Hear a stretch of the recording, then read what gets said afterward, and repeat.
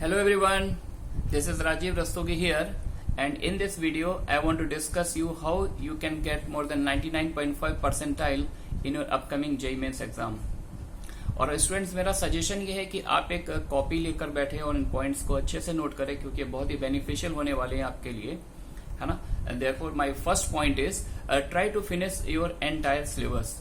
पहला पॉइंट बच्चों ये कि आपको अपने सिलेबस को पूरा कंप्लीट करना है. इन केस अगर आपका कोई भी टॉपिक मिस हो गया है या जिस टॉपिक की आपने अच्छे से प्रिपरेशन नहीं की है तो मेरा सजेशन ये है कि आप उस टॉपिक को भी कम से कम एक बार थ्योरी के बेसिस पर जरूर देख लें क्योंकि जेईई मेंस के पेपर का लेवल उतना डिफिकल्ट नहीं होता.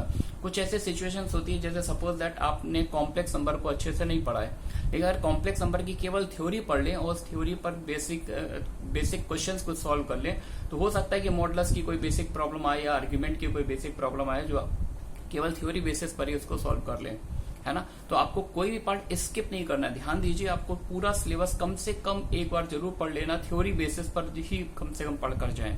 तो this is the first point, है ना. My second point is make a time table for your daily study in order to get the maximum efficiency. क्योंकि सजेशन यार ये है कि अगर आप अपना एक टाइम टेबल प्रॉपर सेट कर लेते हैं तो कहीं ना कहीं आप अपने ब्रेन में एक एल्गोरिथम सेट कर लेते हैं कि मेरे को मॉर्निंग टाइम में ये सब्जेक्ट पढ़ना है, आफ्टरनून ये पढ़ना है एंड इवनिंग टाइम ये पढ़ना है. तो आप इस प्रोसेस के थ्रू आप अपने स्टडी आवर्स को 14, 15, 16 कितने भी आवर्स तक एक्सटेंड कर सकते हैं और आपको पता ही नहीं चलेगा कि पूरा दिन कब स्पेंड हो गया और प्रॉपर तरह से आपका सब्जेक्ट एग्जीक्यूट होता चला जाएगा और आपको उसमें मैक्सिमम बेनिफिट मिलेगा, है ना.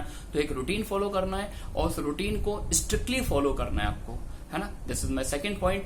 एंड थर्ड पॉइंट इज कुछ स्टूडेंट्स बात करते हैं sir what is the role of NCERT. JEE Mains में एनसीईआरटी का रोल क्या है, क्या एनसीईआरटी बहुत अच्छे से पढ़नी है, या कुछ स्टूडेंट ये भी कहते हैं सर एनसीईआरटी बहुत ही बेसिक लेवल की है. तो मैं यहाँ पर ये पॉइंट क्लियर कर देना चाहता हूँ. As far as mathematics is concern, mathematics में एनसीईआरटी का रोल बच्चों उतना ज्यादा सिग्निफिकेंट नहीं है बिकॉज क्यों एनसीईआरटी का लेवल टोटली डिफरेंट है. लेकिन फिर भी मैं ये जरूर बोलना चाहूंगा कि 4 से 5 ऐसे टॉपिक्स हैं जिसको आपको एनसीईआरटी से अगर कर लेते हैं तो आपको बेनिफिट श्योरली कुछ ना कुछ जरूर मिलेगा. और वो 4 से 5 टॉपिक आपके कौन कौन से हो सकते हैं, जैसे वेक्टर 3D है, इसको अच्छे से कर लेना आपको एनसीईआरटी बेसिस पर. और आपका प्रोबेबिलिटी है, पीएनसी है, एप्लीकेशन ऑफ डेरिवेटिव है, डेफिनेट इंटीग्रल, है ना. रिपीट कर देता हूं मैं इन सारे टॉपिक्स को. PNC, probability, vector 3D, definite integration and EOD, in 4-5 topic को आपको मैथ्स में एनसीईआरटी से कर लेना है. बेनिफिट आपको डेफिनेटली मिलेगा. और अगर केमिस्ट्री की बात की जाए तो केमिस्ट्री में तो मैं ये बोलूंगा जितना ज्यादा से ज्यादा इनऑर्गेनिक केमिस्ट्री है आपका, तो इसको जितना ज्यादा से ज्यादा आप एनसीईआरटी कर लेंगे तो उसमें आपको बेनिफिट जरूर मिलेगा. ठीक है ना बच्चों. तो this is the third point. और एक नेक्स्ट फोर्थ पॉइंट की अगर मैं बात करूं तो इस पर्टिकुलर टाइम पीरियड में don't go for different type of books because it can create a confusion.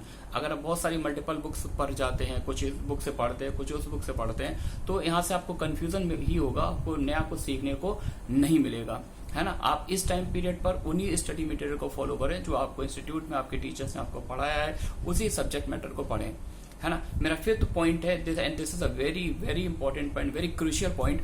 इस पर्टिकुलर टाइम पीरियड में जो 30 डेज का टाइम अपने को मिल रहा है इसमें आप हर एक दिन एक पेपर ट्राई कीजिए और उस पेपर को आपको उसी पर्टिकुलर टाइम स्लॉट में सॉल्व करना है जो जेईई मेंस का प्रेस्क्राइब टाइम पीरियड होता है. जैसे जेईई मेंस का टाइम पीरियड अपना क्या रहता है, टाइम स्लॉट 9:30 से 12:30 और 2:30 से 5:30, है ना. तो इस पर्टिकुलर टाइम पीरियड में आपको अपने ब्रेन में जो बायोलॉजिकल क्लॉक है उसको इतना सेट रखना है कि इस टाइम पीरियड में आपका ब्रेन सुपर एक्टिव हो, है ना. क्योंकि आपको इसी टाइम पीरियड में आपको जेईई मेंस का एग्जाम देना है. तो आपको इस टाइम पीरियड में एक सिंगल सिटिंग में पेपर सॉल्व करना है, बिल्कुल जेईई मेंस की पेपर की तरह. और पेपर भी बच्चों कौन सा सॉल्व करना है, जो 2019 में आपके 16 पेपर्स हो गए थे, 2020 में 6 पेपर, 16 प्लस 6 22 पेपर्स हैं. इन पेपर्स को आप बहुत अच्छे से सॉल्व करें, एक एक क्वेश्चन को बिल्कुल एंड तक सॉल्व करें, है ना. तो इसको सॉल्व करने से आपको बहुत सारी नई चीजें सीखने को मिलती है. नई चीजें आपको क्या सीखने को मिलती है कि कुछ स्टूडेंट का सबसे पहले पेपर वाले दिन ये डाउट रहता है कि पेपर को मैं किस सीक्वेंस में सॉल्व करूं, what is the order and what about the time allocation, कि किस सब्जेक्ट को हमें कितना टाइम देना है और किस ऑर्डर में सॉल्व करना है. तो ये बहुत ही इंपॉर्टेंट पॉइंट है, बहुत ही क्रूशियल पॉइंट है. इसको मैं आपको अच्छे से समझाता हूं कि मेरा सजेशन ये है कि पेपर को आप पूरा फुली एक बार में सॉल्व ना करें. जैसे केमिस्ट्री सॉल्व करें तो ये नहीं कि पूरा केमिस्ट्री एक साथ सॉल्व कर लिया, फिर फिजिक्स कर रहे तो पूरा फिजिक्स एक साथ सॉल्व करें. तो मेरा सजेशन है पेपर को पार्ट वाइज सॉल्व करें। Part wise in the sense कि पहले पार्ट में आप उन क्वेश्चंस को जल्दी से सॉल्व कर ले जो जिनका प्रोफाइल बहुत ही फैमिलियर है, जो देख के लग रहा है कि सारे पढ़े हुए क्वेश्चन है, 100% में कोई डाउट नहीं है, जो हार्डली 2 से 3 मिनट के अंदर सॉल्व हो रहे हैं, है ना। और इनको पहले राउंड में सॉल्व कर लिया।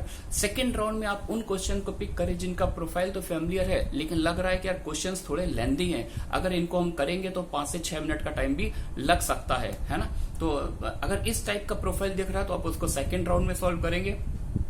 और थर्ड राउंड में आप उन बचे हुए क्वेश्चंस को करेंगे जो बिल्कुल ही अननोन है, हाईली एम्बिगुअस क्वेश्चन है, या कुछ क्वेश्चंस आपने देखा होगा जेईई मेंस में कंट्रोवर्शियल भी आते हैं, जो जेईई एडवांस की थ्योरी से देखेंगे तो वो गलत हो जाते हैं, है ना। तो उन क्वेश्चंस को आपको छोड़ देना है, या फिर आपको ऐसे कुछ क्वेश्चन देख रहे हैं जो आपको नहीं आते हैं, जिसमें आप इंटेलिजेंस गेसिंग करके उनका आंसर निकालना चाहते हैं, ऑप्शन को इलिमिनेट करके, उसको आप थर्ड राउंड में छोड़ दीजिए। क्योंकि हर सब्जेक्ट में से 2 से 3 क्वेश्चन जरूर होते हैं जो इस टाइप के होते हैं, कॉन्ट्रोवर्शियल है, लेंथी है, डिफिकल्ट है, जो जिसकी थ्योरी आपको उससे फैमिलियर नहीं है ना। तो ये तो मैंने आपको बता दिया पेपर को अटेम्प्ट कैसे करना है, पार्ट वाइज करना है, 3 पार्ट बना लेने हैं और 3 पार्ट के अकॉर्डिंग इनको अटेम्प्ट करना है। आफ्टर दैट मैं ये बोलूंगा कि सीक्वेंस बहुत ही बच्चों इंपॉर्टेंट रोल प्ले करता है। तो मेरा सजेशन ये है कि पहला आप अटेम्प्ट ले लें केमिस्ट्री में, सेकंड अटेम्प्ट ले लें फिजिक्स में, थर्ड अटेम्प्ट ले मैथमेटिक्स में। और केमिस्ट्री में आप दे 35 मिनट्स, ध्यान से सुनिएगा, chemistry 35 minute, physics 45 minutes, maths 55 minutes, है ना। अब आप कह रहे होंगे कि सर आपने फिजिक्स में इतना कम टाइम क्यों दिया? ये आपकी चॉइस पर बच्चों बेस्ड करता है, पेपर पर बेस्ड डिपेंडेंट होता है। कि जैसे फिजिक्स में कुछ क्वेश्चंस, हम जनरल बात करें, कुछ क्वेश्चन थ्योरेटिकल होते हैं जिनके क्वेश्चंस को देखकर आप जल्दी से उसका आंसर बता सकते हैं।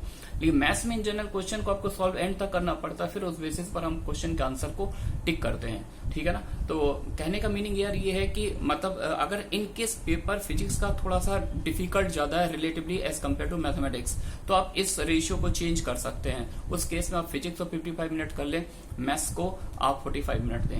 लेकिन 35, 45, 55 ये आपको बिल्कुल माइंड में रखना। ये फर्स्ट राउंड का आपका टाइम हो गया। First round chemistry 35 minute, first round physics 45 minute, first round mathematics 55 minute, है ना। तो इस तरह से आपका फर्स्ट राउंड होने के बाद आपके पास 45 मिनट का टाइम बचता है। अब इस बचे हुए 45 मिनट के टाइम में आप जो है थोड़ा सा टाइम आप बचा के रखेंगे, किसके लिए? सेकेंड राउंड के क्वेश्चन के लिए। सेकेंड राउंड में आप 30 मिनट का टाइम दे सकते हैं। 30 मिनट में जितने ज्यादा से ज्यादा क्वेश्चन कर सकते हैं आप वो कर लीजिए। और बचे हुए आपके पास जो 15 मिनट हैं उसमें आप ईश्वर को याद करें और थोड़ा सा गेस वर्क करें, ऑप्शंस को एलिमिनेट करें, उन क्वेश्चन को सॉल्व करने के लिए कोशिश करें जो बिल्कुल ही आपको लग रहा है ये डिफिकल्ट है, ये नहीं हो पाएंगे। आ रही बात बच्चों समझ में? तो पेपर को सॉल्व करने के बाद अब एक ऑप्शन बच्चे पूछते हैं कि सर ओएमआर को कैसे फिल करना है? क्या हम लास्ट के 10 मिनट बचाएं ओएमआर को फिल करने के लिए, या फिर ऐसा करें कि हम जैसे फर्स्ट क्वेश्चन किया केमिस्ट्री का और पहला क्वेश्चन कर लिया, ऑप्शन टिक किया, सेकंड क्वेश्चन अटेम्प्ट किया, सेकंड टिक कर लिया, 10th अटेम्प्ट किया, 10th टिक कर लिया।